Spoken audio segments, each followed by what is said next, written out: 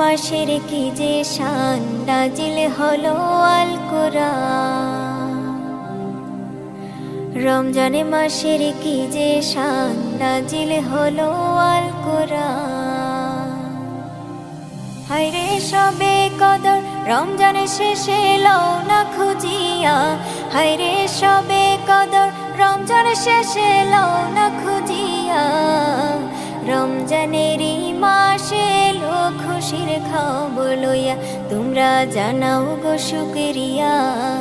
রমজানেরই মাসে এলো খুশির খবর লইয়া, খুশির খবর লইয়া তোমরা জানাও গো শুকরিয়া। রমজানেরই মাসে এলো খুশির খবর লইয়া, তোমরা জানাও গো শুকরিয়া।